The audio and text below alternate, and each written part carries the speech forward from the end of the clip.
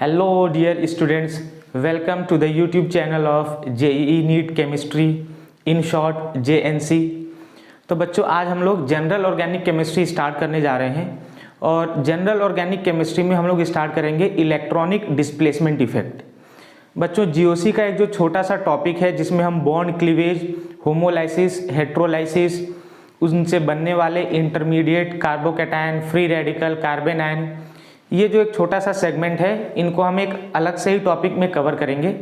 आज की जो हमारी क्लास है वो हम स्टार्ट करने जा रहे हैं इलेक्ट्रॉनिक डिस्प्लेसमेंट इफेक्ट, जिनमें हम अलग अलग टाइप्स के इफेक्ट्स को स्टडी करेंगे। तो आइए बच्चों स्टार्ट करते हैं। सबसे पहले इंडक्टिव इफेक्ट क्या होता है। ये इंडक्टिव इफेक्ट इसको एक छोटे से एग्जाम्पल से समझते हैं। मान लीजिए हमारे पास ये एक कार्बन की स्केलेटन है। इस कार्बन को हम लोग नंबर दे देते हैं, रैंडम ऐसे हम लोग नंबरिंग कर लेते हैं 1, 2। ये जो आप फर्स्ट और सेकंड कार्बन के बीच का ये जो सिग्मा बॉन्ड देख रहे हैं, this sigma bond is non polar. क्यों ये सिग्मा बॉन्ड नॉन पोलर है? क्योंकि दोनों कार्बन की इलेक्ट्रोनेगेटिविटी एग्जैक्टली सिमिलर है। तो यहाँ पे ये जो दो इलेक्ट्रॉन्स इन्वॉल्व है सिग्मा बॉन्ड के फॉर्मेशन में, इन दोनों इलेक्ट्रॉन्स का कहीं कोई नेट डिस्प्लेसमेंट नहीं है, क्योंकि दोनों कार्बन सेम इलेक्ट्रोनेगेटिविटी के हैं।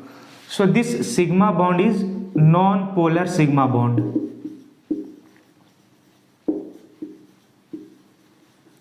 और अगर इसी कार्बन की स्केलेटन से, ये कार्बन नंबर 1, ये कार्बन नंबर 2, यहां पे हमने एक दूसरा एलिमेंट अटैच कर दिया फ्लोरीन।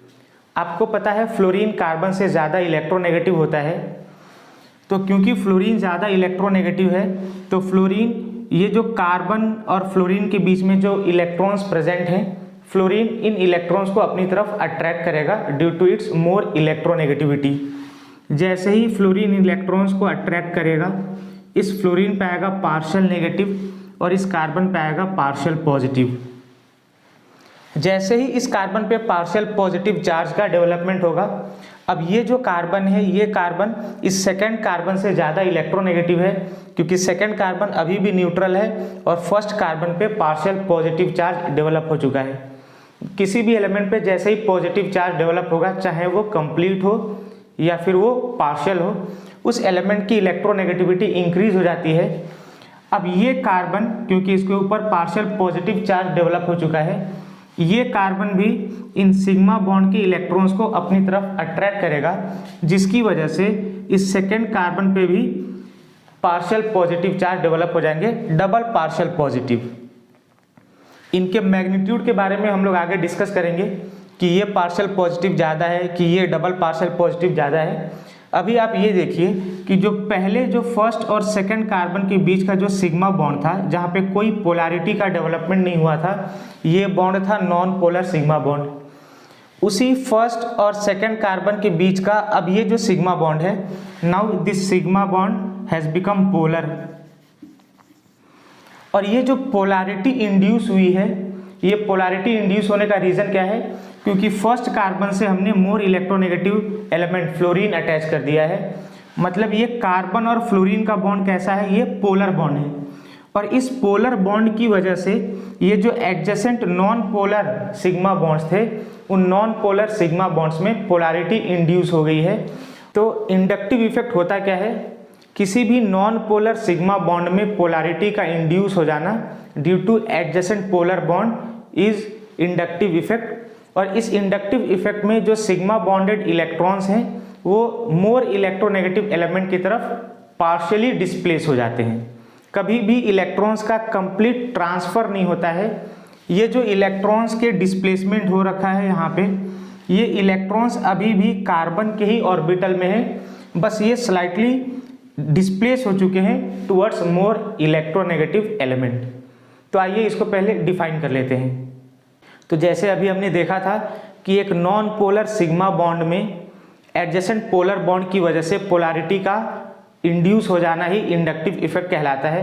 तो डेफिनेशन लिखी हुई है, the polarity induced in non polar sigma bond due to adjacent polar bond is known as inductive effect. और इस इंडक्टिव इफेक्ट में बच्चों होता क्या है कि मोर इलेक्ट्रोनेगेटिव एलिमेंट की तरफ सिग्मा बॉन्ड के इलेक्ट्रॉन्स का पार्शियल डिस्प्लेसमेंट होता है।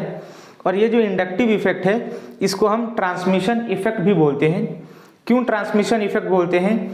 क्योंकि यहाँ पे ये जो इंडक्टिव इफेक्ट है ये कार्बन की चेन के थ्रू एक एटम से दूसरे एटम की तरफ ये ट्रांसमिट होता रहता है। तो यहाँ पे आप देख सकते हैं ये जो इफेक्ट है जो यहाँ पे प्रोड्यूस हुआ था, अब ये इसी कार्बन की स्केलेटन के थ्रू एक कार्बन से दूसरे कार्बन की तरफ ये इफेक्ट ट्रांसमिट हो रहा है। दैट इज वाई इस इफेक्ट को हम लोग ट्रांसमिशन इफेक्ट भी बोलते हैं।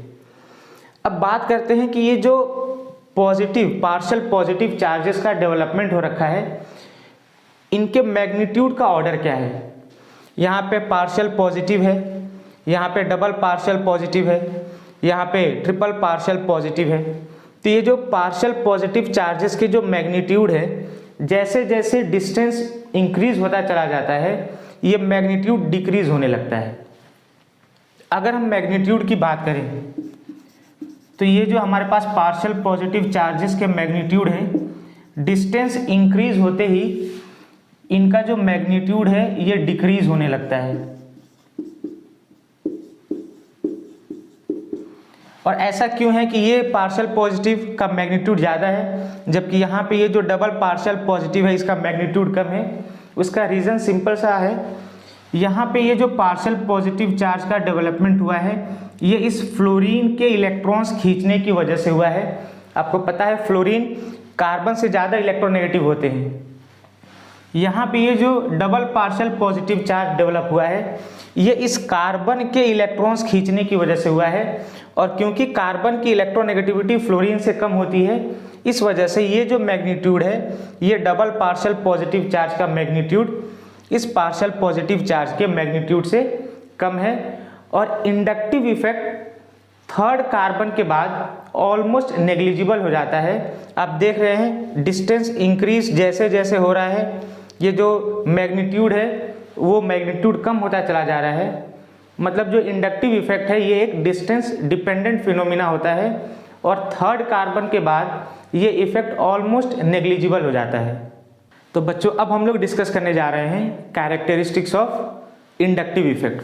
तो जैसा हमने पहले ही कैटेगराइज किया था कि इंडक्टिव इफेक्ट एक परमानेंट इफेक्ट होता है। So inductive effect is a permanent effect.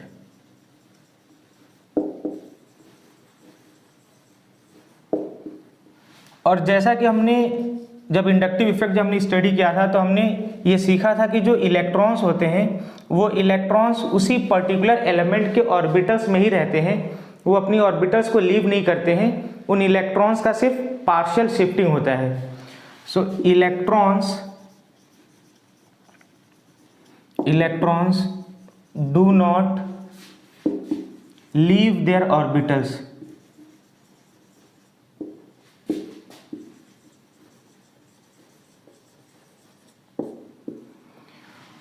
और बच्चों ये जो इंडक्टिव इफेक्ट है ये सिर्फ और सिर्फ सिग्मा बॉन्ड के थ्रू ही ऑपरेट करता है, पाई बॉन्ड के थ्रू ऑपरेट नहीं करता।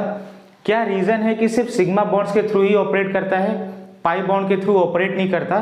तो जब हम लोग -I का ऑर्डर पढ़ रहे होंगे वहाँ पे हम इसका रीज़न सीखेंगे कि ये इंडक्टिव इफेक्ट क्यों सिर्फ सिग्मा बॉन्ड्स के थ्रू ही ऑपरेट करता है।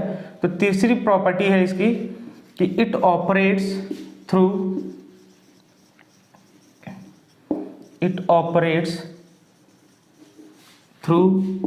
Sigma bonds only. और क्योंकि बच्चों सिग्मा बॉन्ड्स स्ट्रॉन्ग बॉन्ड्स होते हैं इसी वजह से ये जो इंडक्टिव इफेक्ट है ये वीक इफेक्ट होता है, क्योंकि इलेक्ट्रॉन्स का कंप्लीट ट्रांसफर नहीं हो पाता है, सिर्फ पार्शियल शिफ्टिंग होती है इलेक्ट्रॉन्स की। So inductive effect is a weak effect, it is a weak effect. और जैसा कि हमने देखा था कि डिस्टेंस इंक्रीज करते चले जाएंगे तो ये जो पार्शियल पॉजिटिव चार्जेस का जो मैग्नीट्यूड डेवलप हो रहा था वो मैग्नीट्यूड भी डिक्रीज होने लगता है। मतलब ये है कि जो इंडक्टिव इफेक्ट है ये एक डिस्टेंस डिपेंडेंट फिनोमिना है। So it is a distance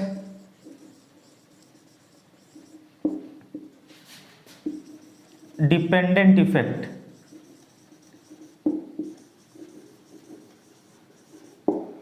और इंडक्टिव इफेक्ट डिस्टेंस के साथ इन्वर्सली प्रोपोर्शनल होता है, इन्वर्सली रिलेटेड होता है। जैसे जैसे डिस्टेंस हम लोग इंक्रीज करते चले जाएंगे, इंडक्टिव इफेक्ट का जो मैग्नीट्यूड है ये डिक्रीज होता चला जाएगा, और ये बहुत तेज़ी से बच्चों डिक्रीज होता है, एक्सपोनेंशियली डिक्रीज होता है। अगर हम बात करें पावर की तो एक छोटा सा फॉर्मूला है इंडक्टिव इफेक्ट की पावर को रिप्रेजेंट करने का। फॉर्मूला क्या है? P is equal to K E to the power minus X. P inductive effect की पावर को रिप्रेजेंट कर रहा है, K is proportionality constant, X हमारे पास है डिस्टेंस। तो आप देख सकते हैं कि ये जो पावर है वो डिस्टेंस के साथ एक्सपोनेंशियली डिक्रीज कर रहा है, e to the power minus x. तो जैसे जैसे हम डिस्टेंस इंक्रीज करते जाते हैं इंडक्टिव इफेक्ट की पावर एक्सपोनेंशियली डिक्रीज करती है, इसीलिए थर्ड कार्बन के बाद ये जो इफेक्ट है ये ऑलमोस्ट नेग्लिजिबल हो जाता है। तो ये कुछ कैरेक्टरिस्टिक्स प्रॉपर्टीज़ हैं। और एक बात याद रखिए कि जब हम लोग प्लस आई और माइनस आई की सीरीज जब सीखेंगे तो वहाँ पे जितने भी एलिमेंट्स या ग्रुप ऑफ एटम्स को अरेंज किया गया है वो अरेंज किया गया है हाइड्रोजन को रेफरेंस मान करके। मतलब हाइड्रोजन का जो इंडक्टिव इफेक्ट है वो ज़ीरो कंसिडर किया गया है, और इसी हाइड्रोजन के रेफरेंस में सारे एलिमेंट्स या ग्रुप ऑफ एटम्स को अरेंज किया गया है। तो यहाँ पे एक पॉइंट और लिख सकते हैं, inductive effect of hydrogen is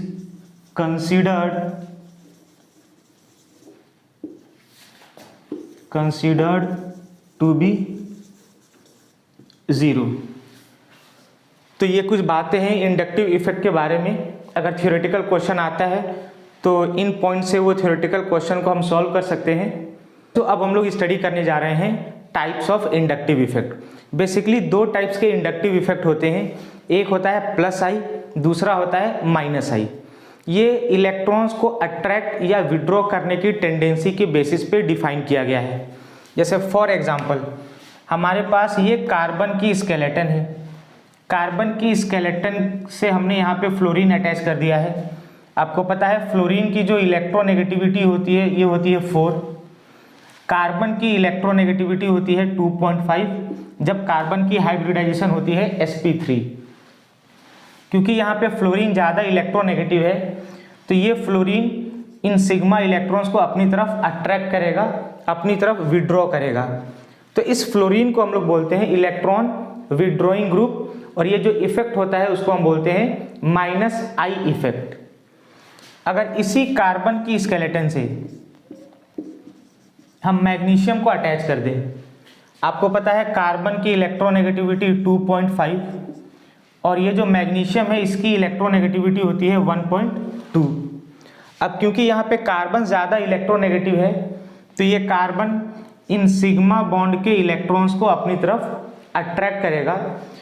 तो ये जो मैग्नीशियम है ये मैग्नीशियम कर क्या रहा है, ये इलेक्ट्रॉन्स को डोनेट कर रहा है टुवर्ड्स द कार्बन चेन। इसीलिए ये जो मैग्नीशियम है इस मैग्नीशियम को हम बोलते हैं इलेक्ट्रॉन डोनेटिंग ग्रुप्स, और ये जो इफेक्ट यहाँ पे अराइज हो रहा है इसको हम बोलते हैं प्लस आई इफेक्ट। तो इसी के बेसिस पे बच्चों इंडक्टिव इफेक्ट को दो टाइप्स में डिवाइड कर दिया गया है। एक है माइनस आई, माइनस आई से जितने भी एलिमेंट्स या ग्रुप्स जुड़े हुए हैं इसको हम बोलते हैं electron withdrawing groups, electron withdrawing groups.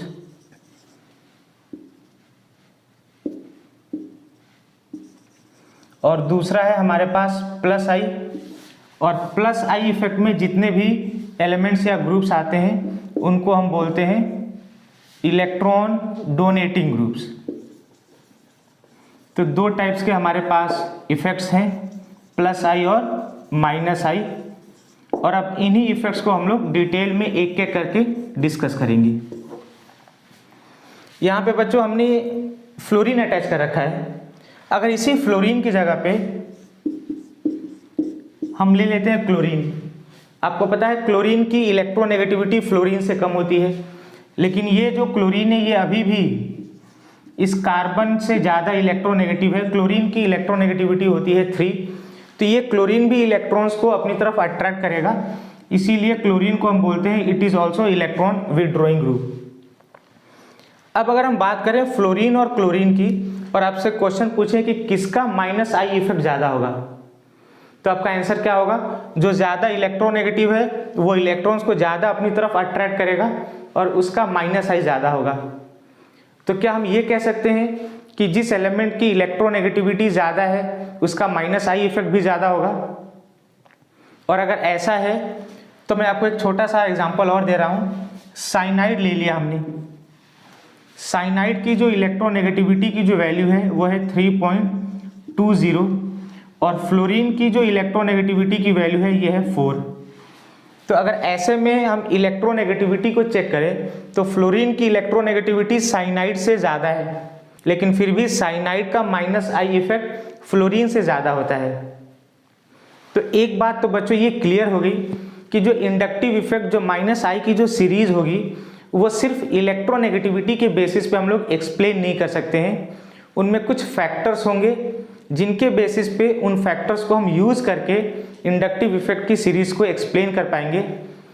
तो क्या इलेक्ट्रोनेगेटिविटी का सिर्फ एक ही प्रिंसिपल है या एक से ज़्यादा इलेक्ट्रोनेगेटिविटी के प्रिंसिपल है? और वो कौन सा इलेक्ट्रोनेगेटिविटी का प्रिंसिपल है जो हमारे काम का है, जिसका यूज़ करके हम इंडक्टिव इफेक्ट की सीरीज को एक्सप्लेन कर सकते हैं? इन सब के बारे में डिटेल में डिस्कस करेंगे, एक एक करके डिस्कस करेंगे। तो आइए बच्चों, सबसे पहले माइनस आई की सीरीज़ को अरेंज कर देते हैं डिक्रीजिंग ऑर्डर में, और फिर मैं आपको कुछ डेटा देता हूं और फिर हम देखेंगे कि क्या सिर्फ इलेक्ट्रोनेगेटिविटी से ही माइनस आई की सीरीज़ को एक्सप्लेन किया जा सकता है या फिर इलेक्ट्रोनेगेटिविटी के कुछ और प्रिंसिपल्स का हम यूज़ करेंगे। तो सबसे पहले माइनस आई की जो सीरीज़ है, इस माइनस आई की सीरीज़ को डिक्रीजिंग ऑर्डर में हम लोग अरेंज कर देते हैं। तो सबसे पहले हमारे पास आ जाएगा NF3 पॉजिटिव, फिर है NR3 पॉजिटिव, फिर हमारे पास NH3 positive, NO2, CN, aldehyde, ketone, फिर हमारे पास है halogens, fluorine, chlorine, bromine, iodine, फिर हमारे पास है OR, फिर है OH, फिर है ट्रिपल बॉन्ड, फिर NH2, उसके बाद से फिनाइल, फिर है हमारे पास डबल, और सबसे लास्ट में हमारे पास हाइड्रोजन, जिसका इंडक्टिव इफेक्ट 0 कंसीडर किया गया है। तो ये माइनस आई की सीरीज़ है। वैसे तो माइनस आई की सीरीज़ बहुत बड़ी है और भी बहुत सारे ग्रुप्स हैं, लेकिन उनका यूज़ हमारे लिए नहीं होगा, हमारे एग्जामिनेशन पॉइंट ऑफ व्यू से उनका कोई ज़्यादा इम्पोर्टेंस नहीं है। इन सीरीज़ में भी बहुत कम है जो हमारे काम के हैं। अब इन सीरीज़ को हमने डिक्रीजिंग ऑर्डर में अरेंज कर दिया है। अगर आप यहाँ पे देखें, फ्लोरीन का माइनस आई क्लोरीन से ज़्यादा है, क्लोरीन का माइनस आई ब्रोमीन से ज़्यादा है, और ब्रोमीन का माइनस आई आयोडीन से ज़्यादा है। तो क्योंकि फ्लोरीन की इलेक्ट्रोनेगेटिविटी ज़्यादा है तो फ्लोरीन ज़्यादा इलेक्ट्रॉन अट्रैक्ट करेगा अपनी तरफ, तो हम ये बोल सकते हैं कि फ्लोरीन का माइनस आई क्लोरीन के माइनस आई से ज़्यादा होगा। तो अगर हम सिर्फ इलेक्ट्रोनेगेटिविटी के बेसिस पे एक्सप्लेन करने चले जाएं तो मैं आपको कुछ और डेटा देता हूं। साइनाइड, पूरे के पूरे साइनाइड ग्रुप की जो इलेक्ट्रोनेगेटिविटी होती है, ये इलेक्ट्रोनेगेटिविटी होती है 3.20। और अगर हम बात करें नाइट्रो ग्रुप की, तो ये जो नाइट्रो ग्रुप है, इस नाइट्रो ग्रुप की जो इलेक्ट्रोनेगेटिविटी होती है ये होती है 3.41। और अगर हम बात करें फ्लोरीन की, तो फ्लोरीन की इलेक्ट्रोनेगेटिविटी होती है बच्चों 4। अगर ऐसे में देखा जाए तो इलेक्ट्रोनेगेटिविटी फ्लोरीन की इन दोनों से ज़्यादा है, और क्योंकि फ्लोरीन की इलेक्ट्रोनेगेटिविटी ज़्यादा है तो इसका माइनस आई इफेक्ट भी ज़्यादा होना चाहिए था। लेकिन सीरीज में क्लियरली देख सकते हैं कि नाइट्रो और साइनो ग्रुप की जो इंडक्टिव इफेक्ट की जो पावर है वो फ्लोरीन के इंडक्टिव इफेक्ट की पावर से ज़्यादा है, ऑल्दो इन दोनों की इलेक्ट्रोनेगेटिविटी फ्लोरीन से कम है। तो एक बात तो ये क्लियर है कि सिर्फ इलेक्ट्रोनेगेटिविटी के बेसिस पे हम लोग इसको एक्सप्लेन नहीं कर पाएंगे, हाँ, इलेक्ट्रोनेगेटिविटी का रोल ज़रूर है, क्योंकि इलेक्ट्रोनेगेटिविटी के एक्चुअली 3 प्रिंसिपल्स होते हैं, जिनमें एक प्रिंसिपल हमारे लिए बहुत इंपॉर्टेंट है, जिसकी हेल्प से हम इंडक्टिव इफेक्ट की सीरीज को स्टडी करेंगे। कौन कौन से वो 3 प्रिंसिपल्स होते हैं? तो एक बच्चों होता है एलिमेंटल इलेक्ट्रोनेगेटिविटी, जहाँ पे हम सिंगल एलिमेंट की इलेक्ट्रोनेगेटिविटी की बात करते हैं, जैसे fluorine, chlorine, bromine, carbon, hydrogen, ये सिंगल एलिमेंट्स हैं, तो हम इनकी इलेक्ट्रोनेगेटिविटी कंसीडर करते हैं, इसीलिए हम उसको बोलते हैं एलिमेंटल इलेक्ट्रोनेगेटिविटी स्केल। दूसरा बच्चों हमारे पास होता है group electronegativity scale. Group electronegativity scale का मतलब क्या है? पूरे के पूरा जो ग्रुप ऑफ एलिमेंट्स हैं, हम उनकी इलेक्ट्रोनेगेटिविटी की बात करते हैं। जैसे यहाँ पे आप देख सकते हैं ये 3.20 पूरे साइनाइड की इलेक्ट्रोनेगेटिविटी है, 3.41 पूरे के पूरे नाइट्रो ग्रुप की इलेक्ट्रोनेगेटिविटी है, तो इसको हम बोलते हैं ग्रुप इलेक्ट्रोनेगेटिविटी। और तीसरा और सबसे इम्पॉर्टेंट, जिसका यूज़ करके हम लोग इसको एक्सप्लेन कर सकते हैं कि क्यों साइनाइड की इलेक्ट्रोनेगेटिविटी फ्लोरीन से कम होने के बाद भी इसका -I इफेक्ट फ्लोरीन से ज़्यादा है, और वो इलेक्ट्रोनेगेटिविटी का प्रिंसिपल है मॉडिफाइड इलेक्ट्रोनेगेटिविटी प्रिंसिपल। तो आइए एक एक करके डिस्कस करते हैं और मॉडिफाइड इलेक्ट्रोनेगेटिविटी प्रिंसिपल को हम लोग डिटेल में डिस्कस करेंगे। तो बच्चों इलेक्ट्रोनेगेटिविटी के 3 प्रिंसिपल होते हैं, तो उनके बारे में पहले देख लेते हैं कौन कौन सी प्रिंसिपल हैं। तो ये हमारे पास EN प्रिंसिपल, इलेक्ट्रोनेगेटिविटी प्रिंसिपल, ये 3 तरीके के होते हैं। पहला है हमारे पास एलिमेंटल इलेक्ट्रोनेगेटिविटी। एलिमेंटल इलेक्ट्रोनेगेटिविटी का मतलब है बच्चों सिंगल एलिमेंट्स की इलेक्ट्रोनेगेटिविटी। जैसे अगर हमने बात करी फ्लोरीन की, तो इसकी इलेक्ट्रोनेगेटिविटी 4, हमने बात करी हाइड्रोजन की, इसकी इलेक्ट्रोनेगेटिविटी 2.1, बात करी हमने कार्बन की, इसकी इलेक्ट्रोनेगेटिविटी 2.5। तो ये सिंगल एलिमेंट्स की इलेक्ट्रोनेगेटिविटी की हम बात कर रहे हैं, इसको हम बोलते हैं एलिमेंटल इलेक्ट्रोनेगेटिविटी। दूसरा है हमारे पास ग्रुप इलेक्ट्रोनेगेटिविटी। जैसे कि अभी हमने देखा था साइनाइड, ये जो पूरा साइनाइड ग्रुप है, इसकी इलेक्ट्रोनेगेटिविटी की वैल्यू है 3.20।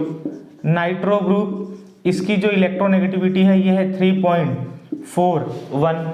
तो ये है हमारे पास ग्रुप इलेक्ट्रोनेगेटिविटी। और हमारे लिए जो सबसे इम्पॉर्टेंट है वो है मॉडिफाइड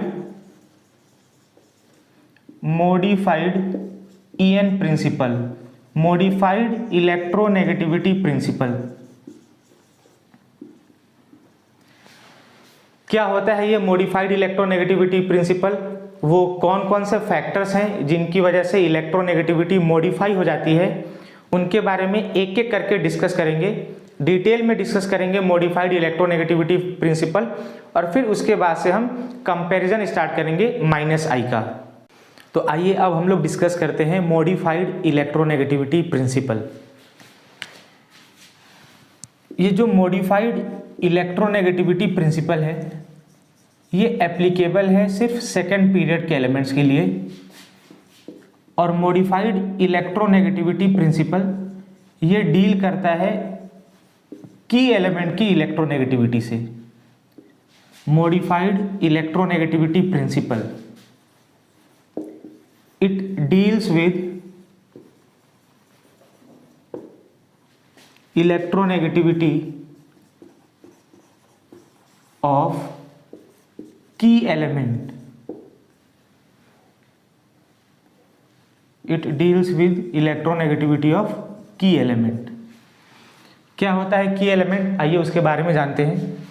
अगर कार्बन की स्केलेटन से मान लीजिए हमने यहाँ पे NO2 ग्रुप अटैच कर दिया, इस कार्बन की स्केलेटन से डायरेक्टली जो एटम अटैच है, जैसे यहाँ पे ये नाइट्रोजन अटैच्ड है, इस नाइट्रोजन को हम बोलते हैं की एलिमेंट। तो की एलिमेंट वो एलिमेंट होता है जो कार्बन की किसी स्केलेटन से डायरेक्टली जुड़ा हुआ हो। जैसे यहाँ पे हमने लिया कार्बन की स्केलेटन से और हमने अटैच कर दिया CN, तो ये जो कार्बन है जो इस कार्बन की स्केलेटन से डायरेक्टली अटैच्ड है, इस कार्बन को हम बोलते हैं की एलिमेंट। तो ये जो मॉडिफाइड इलेक्ट्रोनेगेटिविटी प्रिंसिपल है, ये की एलिमेंट की इलेक्ट्रोनेगेटिविटी से डील करता है। और ये जो मॉडिफाइड इलेक्ट्रोनेगेटिविटी प्रिंसिपल है ये सेकेंड पीरियड के एलिमेंट्स के लिए एप्लीकेबल है। नेक्स्ट पॉइंट लिख देते हैं, इट इज एप्लीकेबल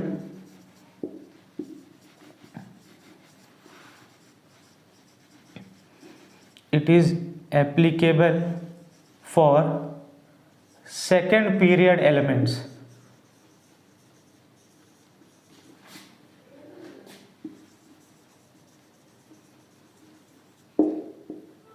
ये जो मॉडिफाइड इलेक्ट्रोनेगेटिविटी प्रिंसिपल है ये सेकेंड पीरियड के एलिमेंट्स के लिए एप्लीकेबल है, जो कि की एलिमेंट की इलेक्ट्रोनेगेटिविटी से डील करता है। तो कौन कौन से वो फैक्टर है जिनकी वजह से इलेक्ट्रोनेगेटिविटी मॉडिफाई हो जाती है। अगर कभी इस की एलिमेंट की इलेक्ट्रोनेगेटिविटी किसी भी फैक्टर की वजह से चेंज हो जाएगी तो ये जो पूरा का पूरा ये जो ग्रुप है इस पूरे ग्रुप की इलेक्ट्रोनेगेटिविटी चेंज हो जाएगी। जैसे फॉर एग्जांपल अगर मान लेते हैं नाइट्रोजन की इलेक्ट्रोनेगेटिविटी किसी भी फैक्टर से इंक्रीज होगी तो इस पूरे NO2 ग्रुप की इलेक्ट्रोनेगेटिविटी इंक्रीज हो जाएगी। तो की एलिमेंट से डील करता है, की एलिमेंट की इलेक्ट्रोनेगेटिविटी चेंज होने से पूरे के पूरे ग्रुप की इलेक्ट्रोनेगेटिविटी चेंज हो जाती है। तो वो कौन कौन से फैक्टर्स हैं जिनकी वजह से इलेक्ट्रोनेगेटिविटी मॉडिफाई हो जाती है, आइए एक एक करके हम उनको स्टडी कर लेते हैं, उनके बारे में हम लोग डिस्कस करते हैं। तो बेसिकली ये जो मॉडिफाइड इलेक्ट्रोनेगेटिविटी प्रिंसिपल है ये 3 फैक्टर से अफेक्टेड होता है। 3 ऐसे फैक्टर्स हैं जिनकी वजह से इलेक्ट्रोनेगेटिविटी मॉडिफाई हो जाती है। उनमें से जो पहला फैक्टर है वो है चार्ज, जो दूसरा फैक्टर है वो है हाइब्रिडाइजेशन,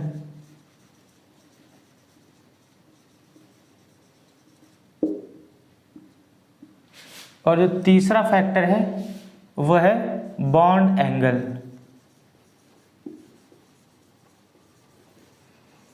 तो ये 3 फैक्टर्स हैं जिनकी वजह से किसी भी एलिमेंट की इलेक्ट्रोनेगेटिविटी मॉडिफाई हो सकती है। आपको पता है अगर किसी भी एलिमेंट पे चार्जेस का डेवलपमेंट होने लगे, अगर पार्शियल पॉजिटिव या कंप्लीट पॉजिटिव चार्ज अगर किसी भी एलिमेंट पे डेवलप हो जाता है तो उस एलिमेंट की इलेक्ट्रोनेगेटिविटी इंक्रीज हो जाती है। अगर हमने ए ले लिया, कोई एक एलिमेंट है जिस पे एक कंप्लीट पॉजिटिव चार्ज है तो इसकी इलेक्ट्रोनेगेटिविटी पार्शियल पॉजिटिव चार्ज वालों से ज़्यादा होगी। फिर उसके बाद से इलेक्ट्रोनेगेटिविटी आएगी न्यूट्रल एलिमेंट्स की, फिर उसके बाद से ए पार्शियल नेगेटिव और फिर ए कंप्लीट नेगेटिव। तो ये ऑर्डर है इलेक्ट्रोनेगेटिविटी का। प्लस चार्ज आते ही एलिमेंट्स की इलेक्ट्रोनेगेटिविटी बढ़ जाती है, उनके इलेक्ट्रॉन्स को अट्रैक्ट करने की टेंडेंसी इंक्रीज हो जाती है, क्योंकि प्लस चार्ज का डेवलपमेंट होते ही उस एलिमेंट का इफेक्टिव न्यूक्लियर चार्ज इंक्रीज हो जाता है। नेक्स्ट है हमारे पास हाइब्रिडाइजेशन। केमिकल बॉन्डिंग में आपने पढ़ा होगा बहुत अच्छे से कि जो परसेंटेज एस कैरेक्टर है और जो इलेक्ट्रोनेगेटिविटी है ये दोनों एक दूसरे से डायरेक्टली रिलेटेड होते हैं। अगर किसी भी एलिमेंट का परसेंटेज एस कैरेक्टर इंक्रीज होता है तो उसकी इलेक्ट्रोनेगेटिविटी भी इंक्रीज होती है। तो यहाँ पे हम लिख सकते हैं electronegativity is directly proportional to percentage s character. जैसे जैसे परसेंटेज एस कैरेक्टर इंक्रीज होगा वैसे वैसे इलेक्ट्रोनेगेटिविटी भी इंक्रीज होगी। नॉर्मली नाइट्रोजन की इलेक्ट्रोनेगेटिविटी कार्बन से ज़्यादा होती है, लेकिन अगर हम हाइब्रिडाइजेशन चेंज कर दें कार्बन का तो कार्बन sp इसकी इलेक्ट्रोनेगेटिविटी नाइट्रोजन sp3 से ज़्यादा होती है।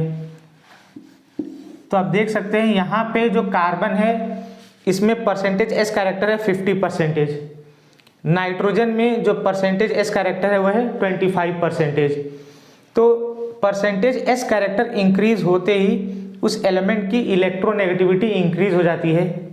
और ये जो परसेंटेज एस कैरेक्टर पे इलेक्ट्रोनेगेटिविटी का यहाँ पे जो हमने कंपैरिजन किया है ये बिल्कुल एडजेसेंट एलिमेंट के लिए करना है, और पहले ही बता रखा है कि ये सेकेंड पीरियड के एलिमेंट्स के लिए एप्लीकेबल है। तो कार्बन के जस्ट एडजेसेंट प्रेजेंट है नाइट्रोजन, तो हमने कंपैरिजन कार्बन और नाइट्रोजन का किया है। कार्बन और ऑक्सीजन में हम कंपैरिजन नहीं करेंगे, और कंपैरिजन भी हमेशा sp और sp3 में करना है, ना कि sp और sp2 में। सिमिलरली वैसे तो नाइट्रोजन और ऑक्सीजन देखें तो ऑक्सीजन की इलेक्ट्रोनेगेटिविटी नाइट्रोजन से ज़्यादा होती है, लेकिन अगर हम नाइट्रोजन को ले लें sp हाइब्रिडाइज स्टेट में, तो इस नाइट्रोजन की इलेक्ट्रोनेगेटिविटी ऑक्सीजन sp3 से ज़्यादा हो जाती है, और ये डिपेंड होता है सब कुछ परसेंटेज s कैरेक्टर पे। तो जैसे जैसे परसेंटेज s कैरेक्टर इंक्रीज होगा वैसे वैसे उसकी इलेक्ट्रोनेगेटिविटी इंक्रीज होगी। और जो थर्ड फैक्टर है वो है बॉन्ड एंगल का। फिर केमिकल बॉन्डिंग में बॉन्ड एंगल का कॉन्सेप्ट जब आपने पढ़ा होगा तो आपने सीखा होगा कि bond angle is directly proportional to percentage s character, यानी कि अगर परसेंटेज s कैरेक्टर बढ़ता है तो बॉन्ड एंगल बढ़ता है, या फिर यूँ कह लें कि अगर बॉन्ड एंगल इंक्रीज होगा तो परसेंटेज s कैरेक्टर भी इंक्रीज होगा, और जैसे जैसे परसेंटेज s कैरेक्टर इंक्रीज होगा इलेक्ट्रोनेगेटिविटी भी इंक्रीज होती चली जाएगी। तो यहाँ से हम ये लिख सकते हैं this bond angle is directly proportional to percentage s character.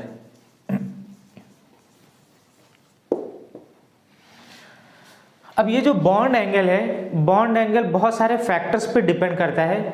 उन फैक्टर्स में से एक फैक्टर है steric repulsion.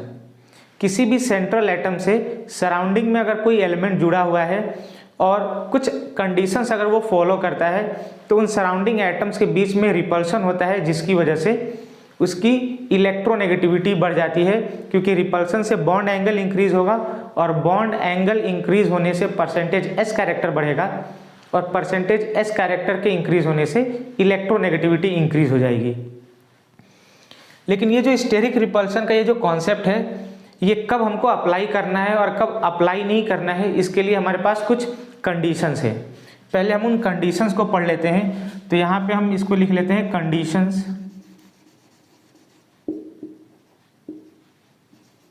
For steric repulsion. Steric repulsion कब कब डोमिनेंट होगा उसके कुछ कंडीशंस हैं। पहली कंडीशन ये है कि जो हमारे पास सेंट्रल एटम है वो छोटा होना चाहिए। Size of central atom must B small. और स्मॉल कहने का मतलब ये है कि ये सेकेंड पीरियड तक का ही होना चाहिए, up to second period. Second condition क्या है कि जो हमारे पास सराउंडिंग एटम है उन सराउंडिंग एटम का साइज कम से कम इतना लार्ज होना चाहिए कि उनके बीच में रिपल्शन हो सके। So size of surrounding atom must be large. Surrounding atom का साइज लार्ज होना चाहिए और ये होना चाहिए from third period and onwards. Third period और उसके आगे का होना चाहिए। और साथ ही साथ कुछ ग्रुप्स होते हैं जो बहुत बल्की होते हैं, जिनमें रिपल्सन फील होता है। वो ग्रुप कौन कौन से हैं? जितने भी अल्काइल ग्रुप हैं, जैसे हमारे पास CH3 हो गया, C2H5 हो गया, जितने अल्काइल ग्रुप्स हैं, SO3H, ये बहुत बल्की ग्रुप्स होते हैं जिनमें रिपल्सन के चांसेस बहुत ज़्यादा होते हैं, उनमें रिपल्सन फील होता है। और तीसरी और सबसे इम्पॉर्टेंट कंडीशन क्या है कि जो हाइब्रिडाइजेशन है, हाइब्रिडाइजेशन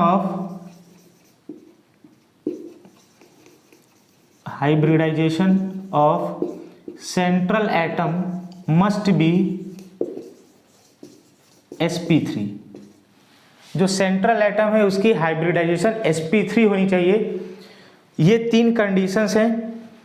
यही तीन कंडीशंस अगर सेटिस्फाई हो रहे होंगे तो स्टेरिक रिपल्शन डोमिनेट करेगा, और अगर ये तीनों कंडीशन में से कोई भी एक कंडीशन सेटिस्फाई नहीं होगा तो वहाँ पे हम स्टेरिक रिपल्शन का कॉन्सेप्ट यूज़ नहीं करेंगे। जैसे फॉर एग्जांपल मान लीजिए हमारे पास कार्बन है, कार्बन के साथ ऑक्सीजन जुड़ा हुआ है और ये कार्बन की स्केलेटन से जुड़ा है, और यहाँ पे हमारे पास है कोई एल्काइल ग्रुप है।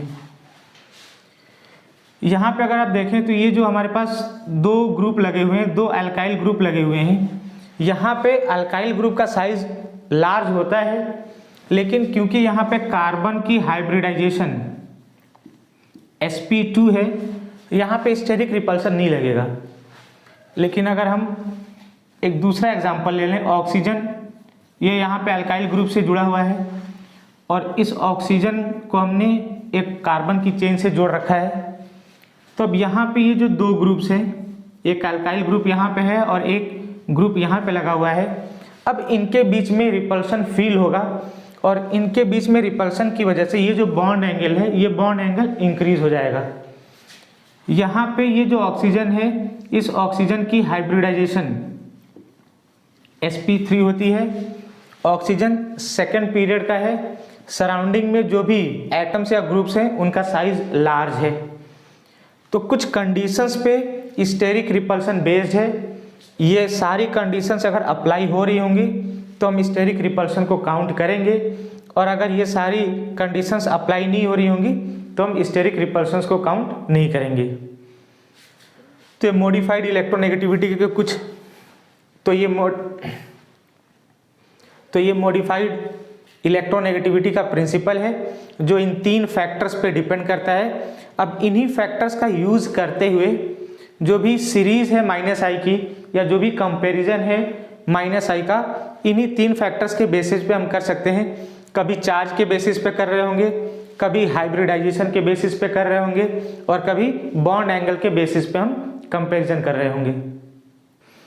तो अभी हमने मॉडिफाइड इलेक्ट्रोनेगेटिविटी प्रिंसिपल सीखा है, उनके फैक्टर सीखे हैं, कौन कौन से फैक्टर से इलेक्ट्रोनेगेटिविटी मॉडिफाई होती है।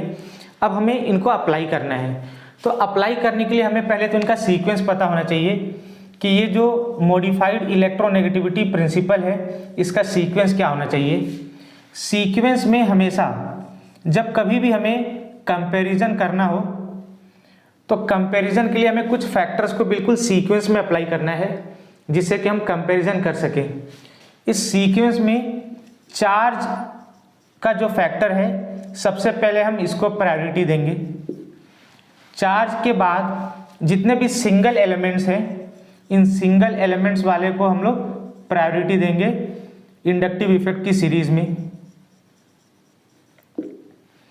और फिर सिंगल एलिमेंट के बाद हम लोग प्रायोरिटी देंगे हाइब्रिडाइजेशन को।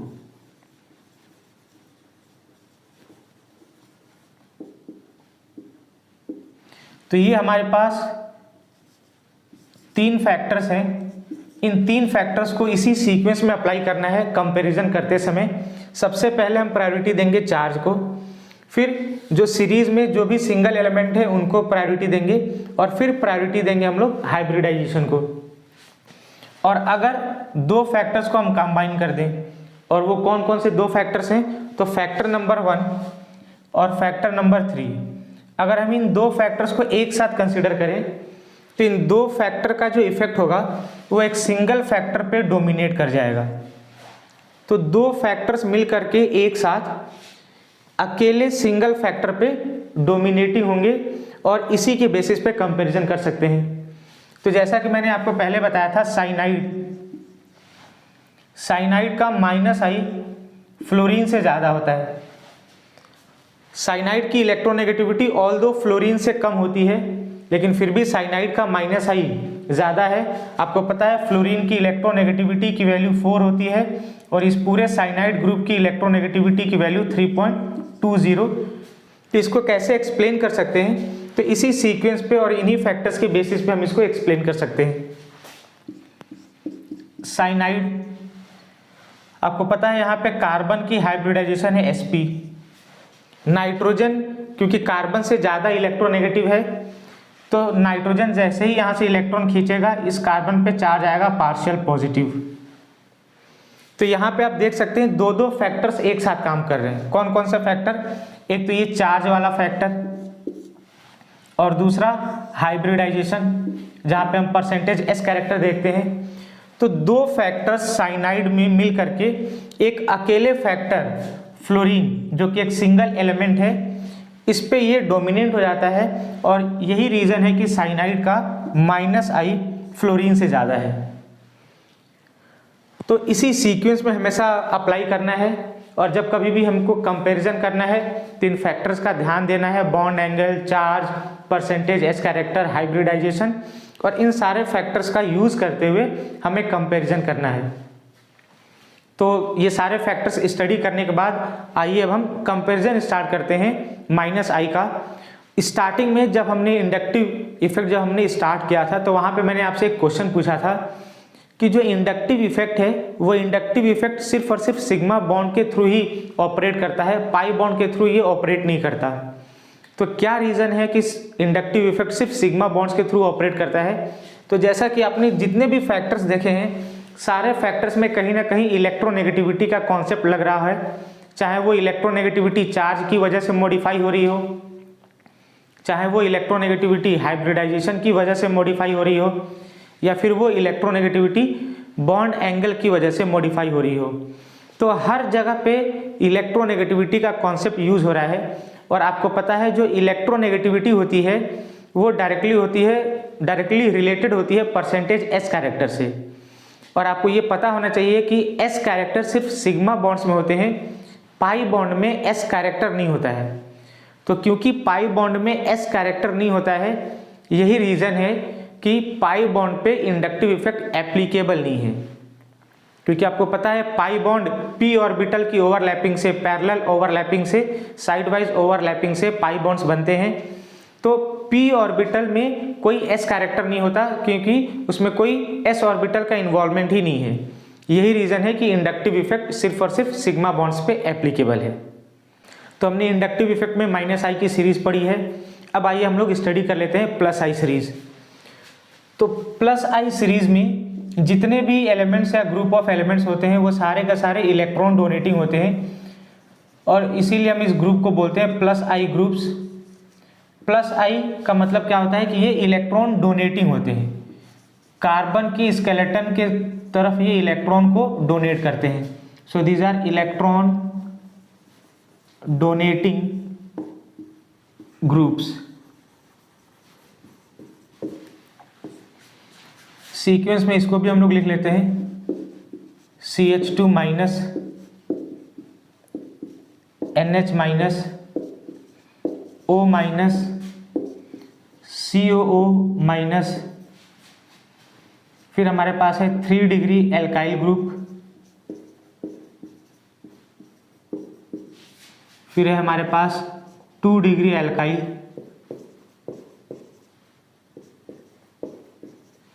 और फिर है हमारे पास 1 डिग्री एल्काइल,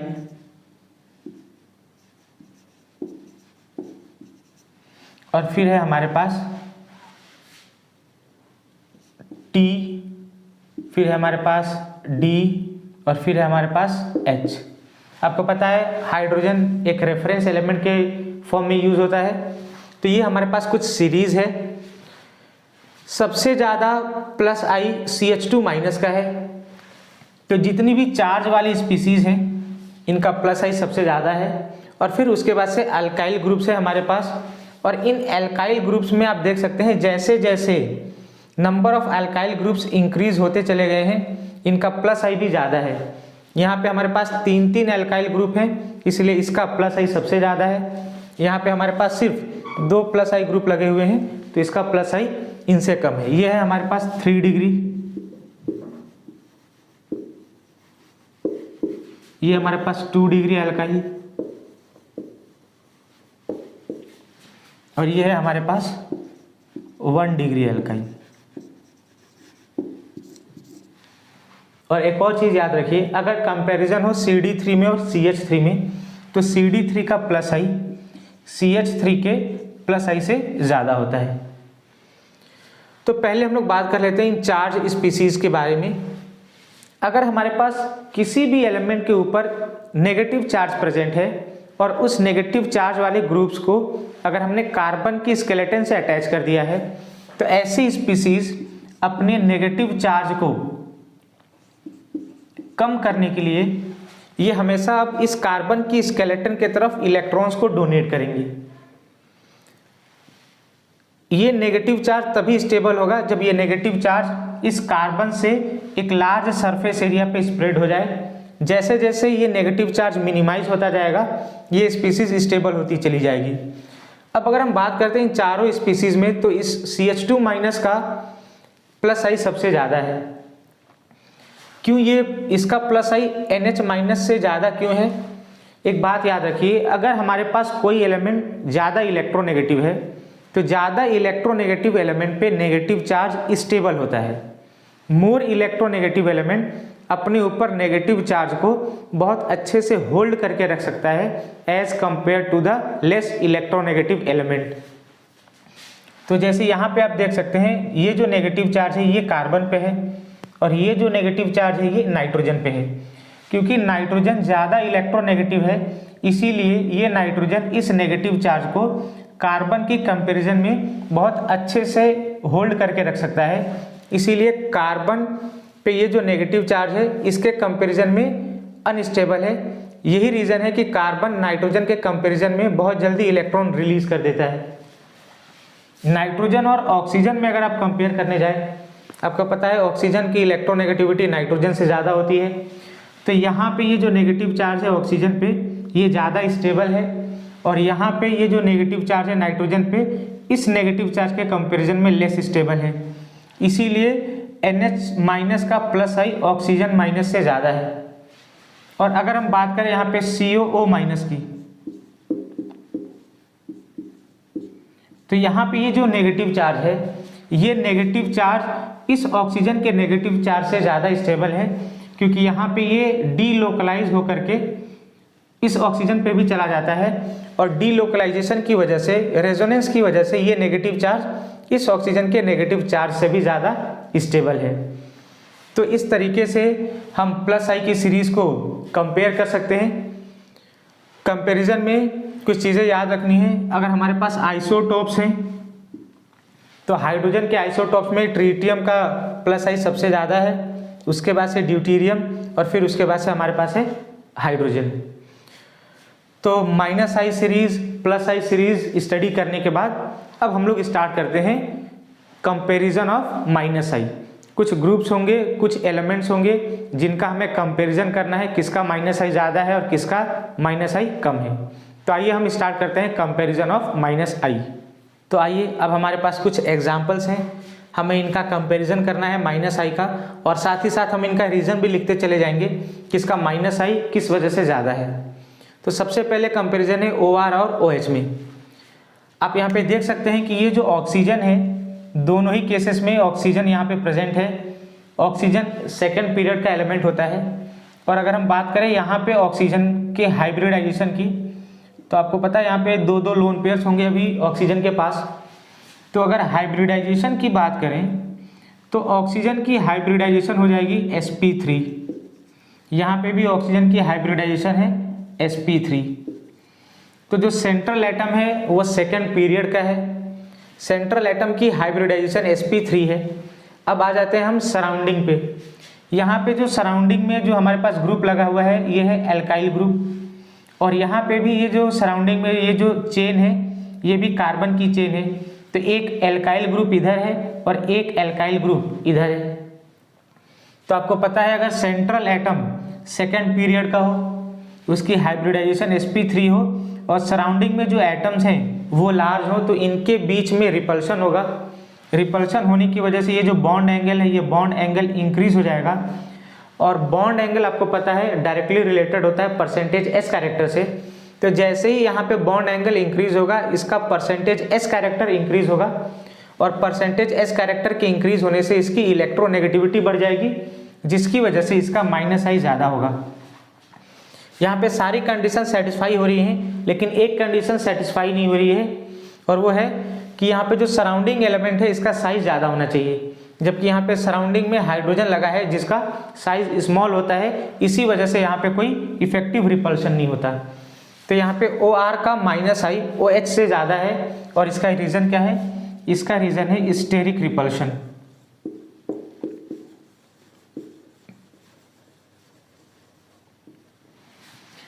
दूसरे में आप देखिए आपके पास है NR3 पॉजिटिव और NH3 पॉजिटिव।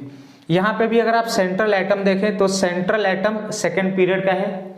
नाइट्रोजन की हाइब्रिडाइजेशन है sp3। दोनों ही केसेस में ये नाइट्रोजन है हमारे पास, इससे तीन तीन एल्काइल ग्रुप्स लगे हुए हैं।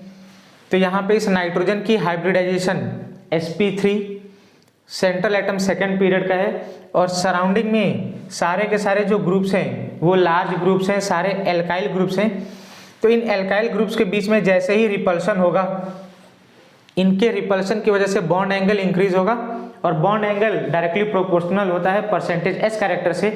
तो बॉन्ड एंगल इंक्रीज होने से परसेंटेज एस कैरेक्टर इंक्रीज होगा, जिसकी वजह से उसकी इलेक्ट्रोनेगेटिविटी इंक्रीज हो जाएगी।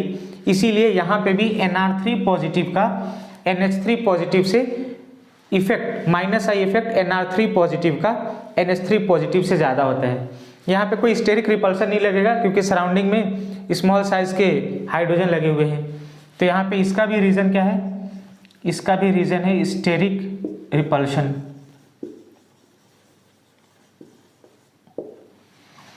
अब यहाँ पे देखिए, यहाँ पे हमारे पास PH3 पॉजिटिव और यहाँ पे हमारे पास PR3 पॉजिटिव।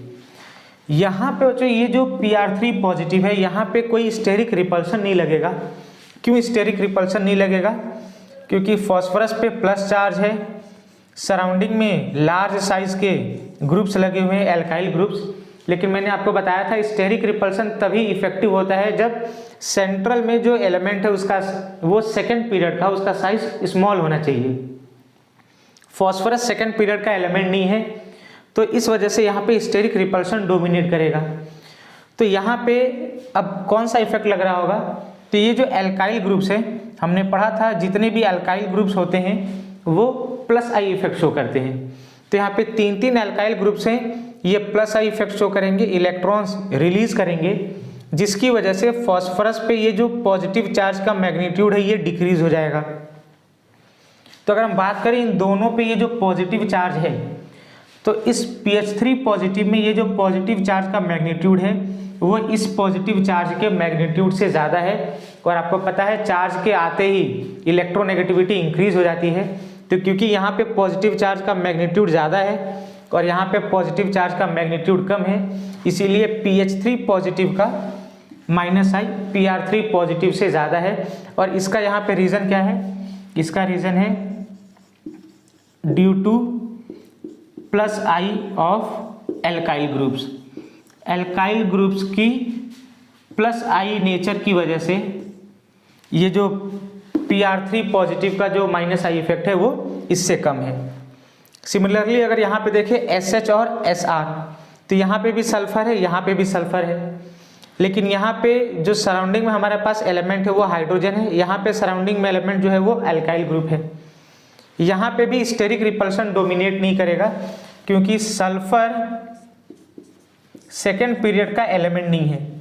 और क्योंकि सल्फर सेकेंड पीरियड का एलिमेंट नहीं है तो यहाँ पे ये एल्काइल ग्रुप इलेक्ट्रॉन रिलीज करेगा, जिसकी वजह से यहाँ पे इलेक्ट्रॉन की डेंसिटी बढ़ेगी और इसके इलेक्ट्रॉन को विड्रॉ करने की टेंडेंसी डिक्रीज हो जाएगी।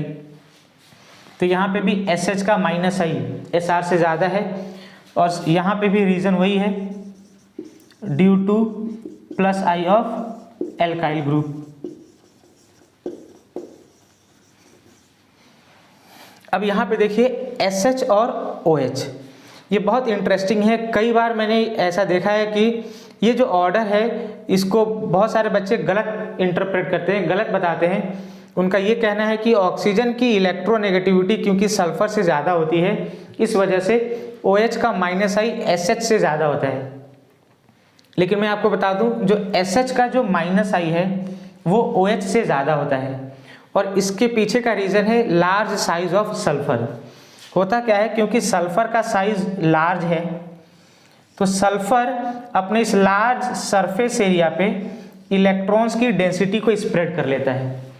ऑक्सीजन के आउटर मोस्ट शेल में, सल्फर के आउटर मोस्ट शेल में, दोनों के आउटर मोस्ट शेल में 6 इलेक्ट्रॉन्स हैं।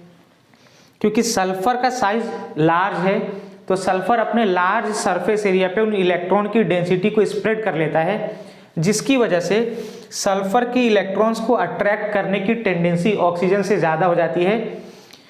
ऑक्सीजन का साइज क्योंकि स्मॉल है तो इलेक्ट्रॉन की डेंसिटी एक छोटे से सरफेस एरिया पे स्प्रेड होती है, जिस वजह से ऑक्सीजन इलेक्ट्रॉन्स को अट्रैक्ट तो करता है लेकिन सल्फर से ज़्यादा इसकी इलेक्ट्रॉन को अट्रैक्ट करने की टेंडेंसी नहीं होती है। क्योंकि जब वो इलेक्ट्रॉन अट्रैक्ट करता है तो इंटर इलेक्ट्रॉनिक रिपल्शन के चांसेस इंक्रीज हो जाते हैं। तो याद रखिएगा SH का माइनस आई OH से ज़्यादा होता है और इसका रीज़न है due to large size of sulphur. यहाँ पे देखिए सेंट्रल जो एटम है वो है कार्बन सेकेंड पीरियड का है दोनों में। सराउंडिंग में यहाँ पे एल्काइल ग्रुप लगा हुआ है जिसका साइज लार्ज है, लेकिन यहाँ पे भी स्टेरिक रिपल्शन डोमिनेट नहीं करेगा, क्योंकि मैंने आपको बताया था स्टेरिक रिपल्शन की कंडीशन क्या है, सेंट्रल एटम की हाइब्रिडाइजेशन होनी चाहिए sp3। यहाँ पे आप क्लियरली देख सकते हैं, यहाँ पे ये जो सेंट्रल एटम है इसकी हाइब्रिडाइजेशन है sp2, एक सिग्मा और एक सिग्मा। यहाँ पे कार्बन के पास 3 सिग्मा है और लोन पेयर एक भी नहीं है, तो इसकी हाइब्रिडाइजेशन sp2। यहाँ पे इसकी हाइब्रिडाइजेशन भी sp2। तो sp2 के केस में कोई स्टेरिक रिपल्शन का फैक्टर यूज नहीं करते हैं। तो यहाँ पे ये जो एल्काइल ग्रुप है ये अपना +I शो करेगा। ऑक्सीजन कार्बन से ज़्यादा इलेक्ट्रोनेगेटिव है, जैसे ही ऑक्सीजन इस कार्बन से इलेक्ट्रॉन खींच रहा होगा इस कार्बन पे आएगा पार्शियल पॉजिटिव। यहाँ पे भी ऑक्सीजन जब कार्बन से इलेक्ट्रॉन खींचेगा यहाँ पे भी आएगा पार्शियल पॉजिटिव, क्योंकि यहाँ पे ये जो अल्काइल ग्रुप है ये +I शो कर रहा है। तो जैसे ही ये इलेक्ट्रॉन रिलीज करेगा ये जो पार्शियल पॉजिटिव चार्ज का मैग्नीट्यूड है वो डिक्रीज हो जाएगा। तो इस कार्बन पे ये जो पार्शियल पॉजिटिव का जो मैग्नीट्यूड है ये इसके पार्शियल पॉजिटिव चार्ज के मैग्नीट्यूड से ज़्यादा है, जिसकी वजह से CHO का -I कीटोन से ज़्यादा है। तो यहाँ पे भी रीज़न क्या है, due to +I of alkyl group.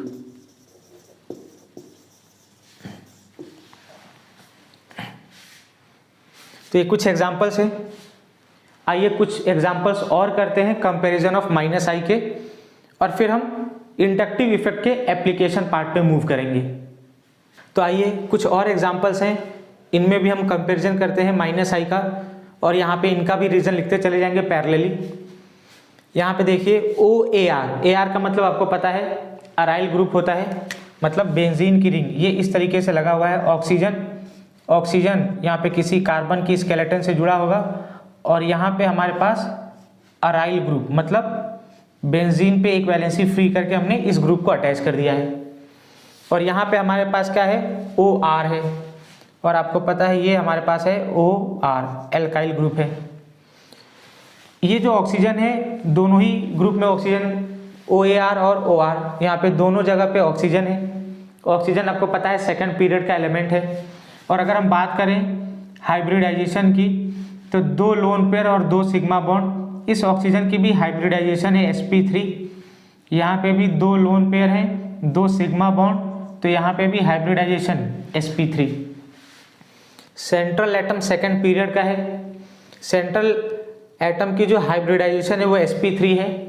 और सराउंडिंग में जो ये ग्रुप्स लगे हुए हैं, ये जो ग्रुप लगे हुए हैं सराउंडिंग में, ये लार्ज साइज के ग्रुप हैं, एल्काइल ग्रुप्स लगे हुए हैं यहाँ पे।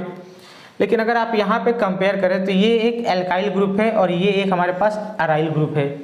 इसका साइज इस एल्काइल ग्रुप से ज़्यादा है, तो यहाँ पे जो रिपल्शन होगा वो ज़्यादा होगा, यहाँ पे जो रिपल्शन होगा वो कम होगा। क्योंकि यहाँ पे रिपल्शन ज़्यादा है तो यहाँ पे बॉन्ड एंगल ज़्यादा इंक्रीज होगा, और जितना ज़्यादा बॉन्ड एंगल होगा, आपको पता है बॉन्ड एंगल डायरेक्टली रिलेटेड होता है परसेंटेज S कैरेक्टर से। तो क्योंकि यहाँ पे रिपल्शन ज़्यादा है, बॉन्ड एंगल ज़्यादा इंक्रीज होगा, तो यहाँ पे परसेंटेज S कैरेक्टर भी ज़्यादा होगा, जिसकी वजह से इसका -I इफेक्ट इसके -I से ज़्यादा है। तो यहाँ पे इसका रीज़न लिख लेते हैं, इसका रीज़न है ड्यू टू स्टेरिक रिपल्शन। ज़्यादा रिपल्शन की वजह से OAR का -I OR से ज़्यादा है। यहाँ पे अगर हम बात करें NO2 और CN की, तो आपको पता है नाइट्रोजन कार्बन से ज़्यादा इलेक्ट्रोनेगेटिव है, तो ये यहाँ से इलेक्ट्रॉन जब विड्रॉ करेगा तो यहाँ पे इस पे चार्ज आएगा पार्शियल पॉजिटिव, और कार्बन की हाइब्रिडाइजेशन है sp। यहाँ पे अगर हम बात करें नाइट्रोजन के हाइब्रिडाइजेशन की तो ये है sp2। पहली बात तो ध्यान दीजिए, हमने जब कंपैरिजन किया था कार्बन sp का नाइट्रोजन के साथ, तो हमने कंपैरिजन किया था नाइट्रोजन sp3 से, और मैंने वहाँ पे आपको बताया था कि कंपैरिजन हमेशा एडजेसेंट एलिमेंट का करना है और साथ ही साथ हाइब्रिडाइजेशन भी चेक करना है, तो कंपैरिजन हमेशा sp और sp3 के साथ करते हैं। तो यहाँ पे अभी भी नाइट्रोजन इस कार्बन से ज़्यादा इलेक्ट्रोनेगेटिव है। और साथ ही साथ अगर आप देखेंगे तो ये जो नाइट्रोजन है, ये जो बॉन्ड है, this is a coordinate bond. अगर आप NO2 का स्ट्रक्चर बनाते हैं तो इस नाइट्रोजन पे आएगा कंप्लीट पॉजिटिव। यहाँ पे कार्बन पे पार्शियल पॉजिटिव चार्ज है और यहाँ पे नाइट्रोजन पे कंप्लीट पॉजिटिव चार्ज है। तो इस नाइट्रोजन की इलेक्ट्रोनेगेटिविटी इस कार्बन से ज़्यादा है। यही रीज़न है कि NO2 का -I CN से ज़्यादा है। यहाँ पे NH2 और PH2 सराउंडिंग में एलिमेंट सिमिलर है, तो आप कंपेयर कर सकते हैं नाइट्रोजन और फॉस्फोरस में। आपको पता है nitrogen is more electronegative than phosphorus, तो क्योंकि नाइट्रोजन की इलेक्ट्रोनेगेटिविटी ज़्यादा है तो इसका -I ज़्यादा होगा। तो रीज़न लिखते जाइए। यहाँ पे रीज़न क्या है, इलेक्ट्रोनेगेटिविटी ऑफ N पॉजिटिव ये ज़्यादा है। यहाँ पे रीज़न क्या है, इलेक्ट्रोनेगेटिविटी ऑफ नाइट्रोजन ये ज़्यादा है फॉस्फोरस से। अब आइए यहाँ पे कंपैरिजन करते हैं। इस कार्बन की हाइब्रिडाइजेशन sp2, इस कार्बन की भी हाइब्रिडाइजेशन sp2। ये ऑक्सीजन जब कार्बन से इलेक्ट्रॉन खींच रहा होगा, क्योंकि यहाँ पे ऑक्सीजन कार्बन से ज़्यादा इलेक्ट्रोनेगेटिव है, तो यहाँ पे आएगा पार्शियल पॉजिटिव। यहाँ पे भी ऑक्सीजन जब कार्बन से इलेक्ट्रॉन खींचेगा तो यहाँ पे भी चार्ज आएगा पार्शियल पॉजिटिव। आपको पता है हाइड्रोजन का इंडक्टिव इफेक्ट 0 होता है। अगर परसेंटेज S कैरेक्टर देखें तो इन दोनों में परसेंटेज S कैरेक्टर सेम होगा, क्योंकि ये भी sp2 हाइब्रिडाइज्ड है और ये भी sp2 हाइब्रिडाइज्ड है। हाइड्रोजन का इंडक्टिव इफेक्ट 0 होता है, ये हमने पहले ही पढ़ रखा है। अगर यहाँ पे देखें क्लोरीन जुड़ा हुआ है, तो क्योंकि क्लोरीन ज़्यादा इलेक्ट्रोनेगेटिव होता है, तो ये क्लोरीन क्या करेगा, ये क्लोरीन इलेक्ट्रॉन खींचेगा अपनी तरफ, और जैसे ही ये क्लोरीन इलेक्ट्रॉन खींचेगा, ये जो मैग्नीट्यूड है पॉजिटिव चार्ज का, ये पॉजिटिव चार्ज का मैग्नीट्यूड फर्दर इंक्रीज हो जाएगा। तो यहाँ पे ये जो मैग्नीट्यूड है पॉजिटिव चार्ज का, ये मैग्नीट्यूड इस पॉजिटिव चार्ज के मैग्नीट्यूड से ज़्यादा है। यही रीज़न है कि इसका -I ज़्यादा है। तो यहाँ पे रीज़न क्या है, यहाँ पे रीज़न है इलेक्ट्रोनेगेटिविटी ऑफ क्लोरीन। क्लोरीन की इलेक्ट्रोनेगेटिविटी की वजह से इसका -I इसके -I से ज़्यादा हो गया। आइए अब कंपैरिजन करते हैं इन दोनों में। यहाँ पे कार्बन की हाइब्रिडाइजेशन sp2 और यहाँ पे भी कार्बन की हाइब्रिडाइजेशन sp2। इस कार्बन से ये ऑक्सीजन जुड़ा हुआ है, ऑक्सीजन की इलेक्ट्रोनेगेटिविटी कार्बन से ज़्यादा होती है, तो यहाँ पे डेवलप होगा पार्शियल पॉजिटिव। ये नाइट्रोजन इस कार्बन से ज़्यादा इलेक्ट्रोनेगेटिव है, ये नाइट्रोजन इस कार्बन से ज़्यादा इलेक्ट्रोनेगेटिव है, तो इस कार्बन पे भी चार्ज डेवलप होगा पार्शियल पॉजिटिव। अब क्योंकि यहाँ पे परसेंटेज S कैरेक्टर दोनों में सेम है, क्योंकि दोनों की हाइब्रिडाइजेशन सेम है, तो अब हमको इस पार्शियल पॉजिटिव चार्ज का मैग्नीट्यूड चेक करना होगा। जहाँ पे पार्शियल पॉजिटिव चार्ज का मैग्नीट्यूड ज़्यादा होगा, वहाँ पे इलेक्ट्रोनेगेटिविटी ज़्यादा होगी।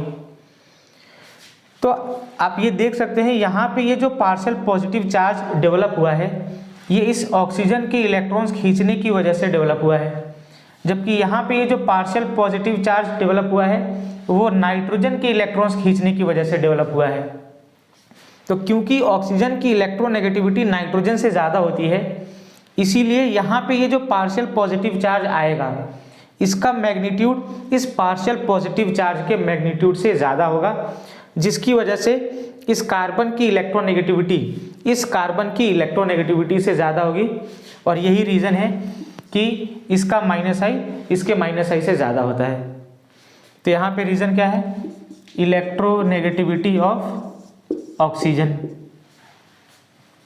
यहाँ पे देखें नाइट्रोजन और नाइट्रोजन जुड़े हुए हैं, लेकिन इस नाइट्रोजन से यहाँ पे दो -I ग्रुप लगे हुए हैं।